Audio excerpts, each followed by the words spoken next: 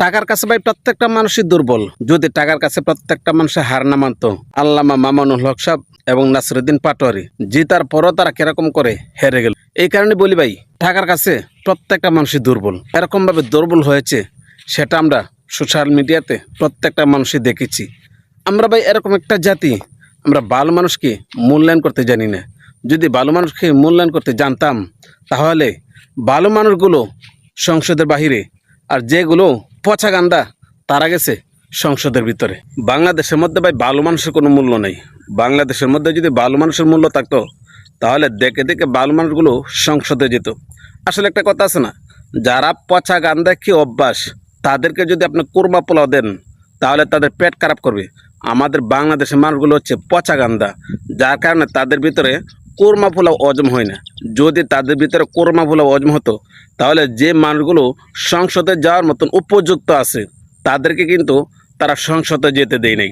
যেরকমভাবে আমরা নির্বাচন উপলক্ষে আমরা অনেক কিছু দেখেছি, আমরা অনেক কিছু আমরা বুঝতে পেরেছি। বাংলাদেশের মধ্যে যে যে মানুষগুলো সংসদে যাওয়ার কথা ছিল, তাদেরকে সংসদে যেতে দেয় নাই। এরকম কি কয়েকটা আসনের মধ্যেই ভোট নিয়ে আসিরা কারচুপি হয়েছে, ভোট গণনার মধ্যে গিয়ে আসিরা অনেক হেবিজিবি হয়েছে।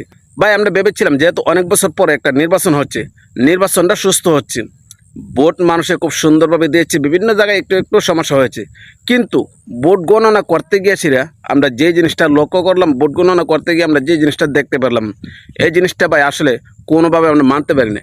এই জিনিসটা আমরা চেয়েছিলাম, আমরা তো চেয়েছিলাম সুন্দর সমাজ গড়ে সুন্দর একটা রাষ্ট্র হবে আমাদের দেশে। যে মানুষগুলোকে আমরা ভেবেছি তারা সংসদে যাবে, কিন্তু তাদেরকে সংসদে যেতে দেয় নেই। ভাই এটা কি কোনোভাবে মানা যায়? তাহলে ভাই আমরা ভালো হলাম কোথায় থেকে? আমরা কিন্তু ওপরে ভালো আছি, আসলে বিতর্কতভাবে আমরা ভালো না। যদি আমরা বিতর্কতভাবে ভালো হতাম, তাহলে তো আমরা পচা গান্দা খেতাম না। কারণ আমরা পচা গান্দা খেয়ে অভ্যাস হয়ে গেছে। আমাদেরকে যতই ভালো বন্ধ দেখ, আমাদের লাভ হবে না।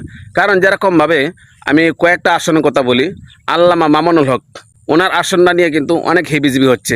নাসিরুদ্দিন পাটোয়ারি, ওনার আসনটা নিয়ে সেটা অনেক ঝামেলা হচ্ছে। এরপর আপনার এই পঞ্চগড় এই সাজির সালম, তার আসনটা নিয়ে সেটা অনেক ঝামেলা হচ্ছে।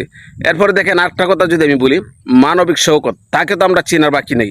তাকে আমরা প্রত্যেকটা মানুষই চিনি, তাকেও মানুষের চিনল না।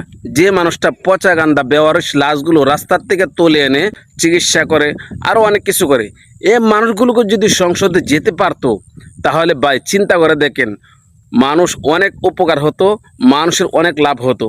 কিন্তু ভাই আমরা মানুষ চিনতে ভুল করি। এই কারণে আমি একটা কথা বলি যে আমরা পচা গান্দা খেয়ে অভ্যাস, আমাদের ভিতর ভালো হবে কোথায় থেকে?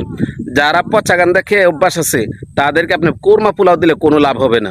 যদি তাদেরকে আপনি কোরমা পোলাও দেন, তাহলে কাপড় নষ্ট করে ফেলবে।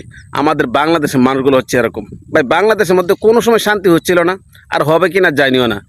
সামনের দিনগুলো কীরকমভাবে যাবে সেটা কিন্তু আমাদের এখন থেকে জানার বাকি নেই। যেরকমভাবে বিগত 17 বছর আমরা দেখেছি, আর সামনে এখন আমরা দেখতে পাবো যে কোন হালতে যায় দেশ।